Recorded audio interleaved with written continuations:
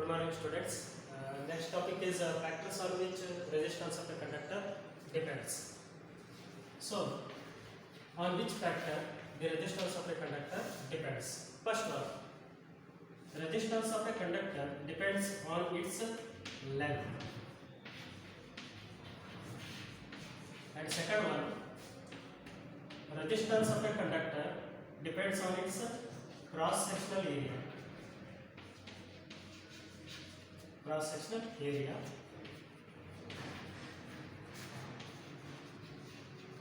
And third one,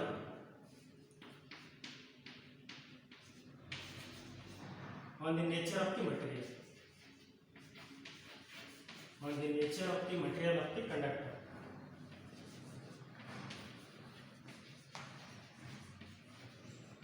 On the nature of the material of the conductor. Now, let us discuss one by one. So, how the resistance of a conductor depends on its length. How does the resistance of a conductor depends on its length? The resistance of a conductor is directly proportional to length of the conductor. So, the resistance of a conductor is directly proportional to its length. R is directly proportional to L. So, L means here length of the conductor. And how does the resistance of a conductor related to its area? The resistance of a conductor is inversely proportional to cross-sectional area. Inversely proportional to cross-sectional area. So, as the length of the conductor increases, resistance of the conductor also increases. As the area of the conductor increases, but resistance of the conductor decreases because they are inversely related. Okay. So next, and one more third one. It depends on the nature of the material of the conductor. Nature of the material of the conductor means whether the conductor is pure metal or alloy. What do you mean by alloy? Alloy is that it is the mixture of metals. Alloy is the mixture of metals. For example, constantan. Constantan is the mixture of copper and nickel atoms. Copper and nickel metals. Okay. So, what is alloy here? Alloy is the mixture of metals. So, for example, constantan. So, constantan is the mixture of copper and nickel metals. Copper and nickel metals. Now, for pure metals, resistance is low. For alloy, resistance is high. Because alloy is the mixture of metals, means the resistance of the alloy becomes maximum. Because here it is the mixture of metals. So when it is mixture of metals low, its resistance becomes maximum. So the alloy having the higher resistance than the pure metal. So combining these two, how does the resistance of a wire related to its length? Directly. How does the resistance of a wire related to its area? Inversely. So combining them, R is directly proportional to length of the conductor and R is inversely proportional to area of the conductor, where what is R? R is the resistance of the conductor. We have to remove the proportionality. How to remove the proportionality? By applying constant. That constant is called proportionality constant. R is equal to rho into L by A. Then what is rho here? Rho is the proportionality constant. Where rho is the proportionality constant. And is called resistivity of the material of the conductor. And is called resistivity of the conductor.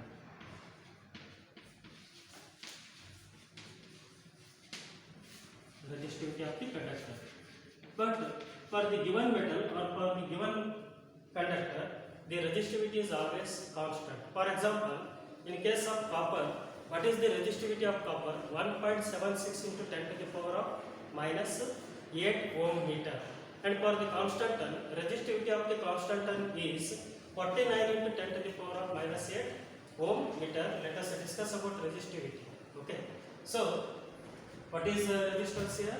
How does the resistance of a conductor depends on its length? The resistance of a conductor directly proportional to its length and inversely proportional to its area. We have to remove the proportional by applying proportionality constant. That proportionality constant is called resistivity of the conductor.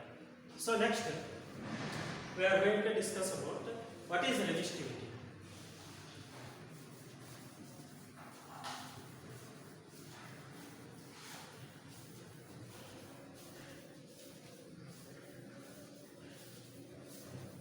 What is resistivity? So if length of the, I will write the resistivity formula as rho is equal to R into A divided by L. So by using this formula, I will take A to the left hand side, this is R into A, and I will take the length to the left hand side, that comes to the denominator, that is R into A by L, it is a resistivity. If the length of the wire is 1 meter and its cross sectional area is 1 meter square, because unit of the area is meter square, cross sectional area of the wire or conductor is how much? 1 meter square. Substituting these two in this one, we will get rho is equal to R. Okay. So because A is 1, L is 1, 1 by 1, again it is 1. So then how to define resistivity here? Resistivity of the conductor is the resistance offered by the conductor of unit length and unit cross sectional area. Unit length means the length of the conductor is 1 meter and area of the conductor is 1 meter square. And resistivity of a conductor is also called as specific resistance. Then how to define the resistivity of a conductor? The resistance or opposition. What is the another meaning of resistance? Opposition. The resistance offered by a conductor.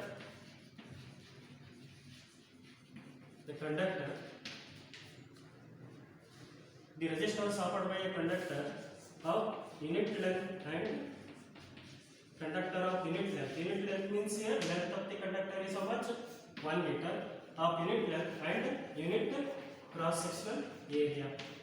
Unit cross sectional area means here the area of the conductor is how much? 1 meter square. Is called resistivity of the conductor.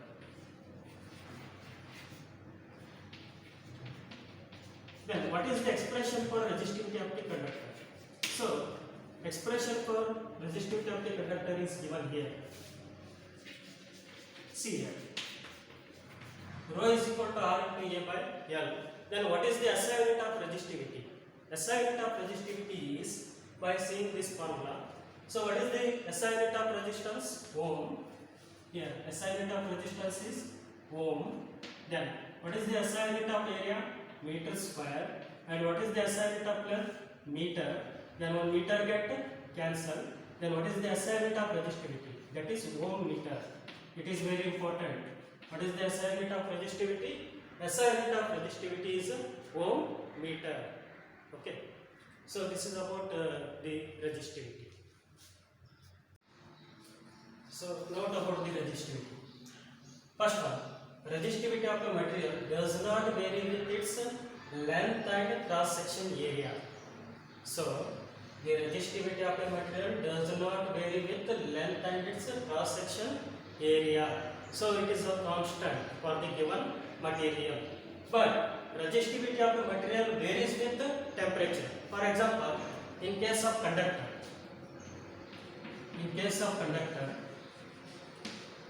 or metallic conductors, in case of metals, as the temperature increases,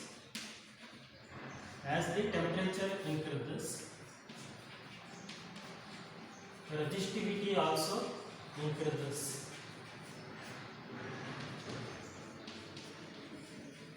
As the temperature increases, resistivity also increases. So why? Because here already metals having the free electrons. As we are going to increase the temperature of the metal, the collision between the electrons becomes more vigorous, means more fast. Then when the collision between electrons becomes more fast here, the collision increases. Collision increases means resistivity also increases. Resistivity also increases. But in case of insulator or semiconductors, in case of insulators or semiconductors,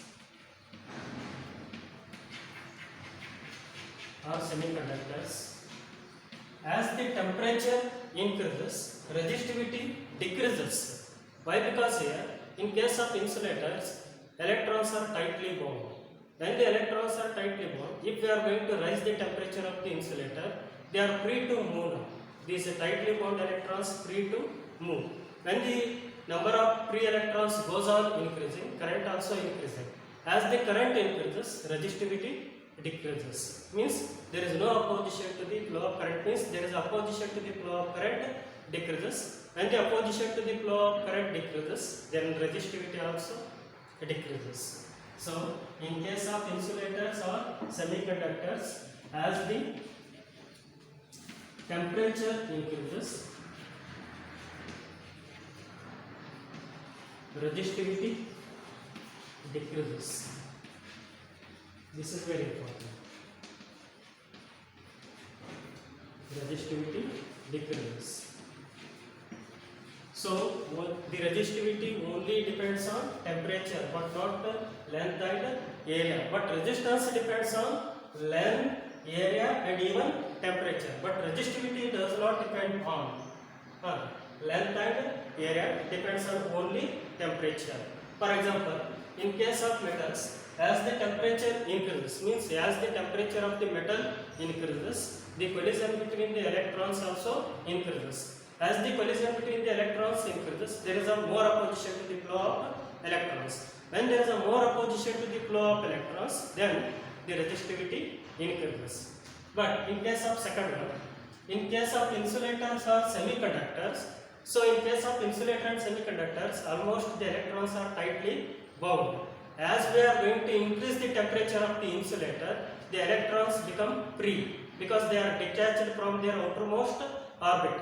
As the number of free electrons goes on increasing in the insulator, the current increases because the current is directly proportional to charge. As the number of free electrons increases, charge also increases. As the charge increases, then what happens? Current increases. As the current increases, what happens to resistance? Resistance decreases because current and resistance inversely proportional. R is inversely proportional to current. So as the current increases, resistance decreases. This is in case of insulators and semiconductors. Why? Because here in case of insulators, so at room temperature almost all the electrons are tightly bound. As we are going to increase the temperature of the insulator, the electrons will be removed from their outermost orbit and they are now freely moving. As the number of free electrons increases, the current increases. As the current increases, but resistance decreases. That is why the resistivity of insulator and semiconductor is inversely proportional to its temperature. This is about resistivity. Then resistivity is also called specific resistance. Resistivity is also called specific resistance.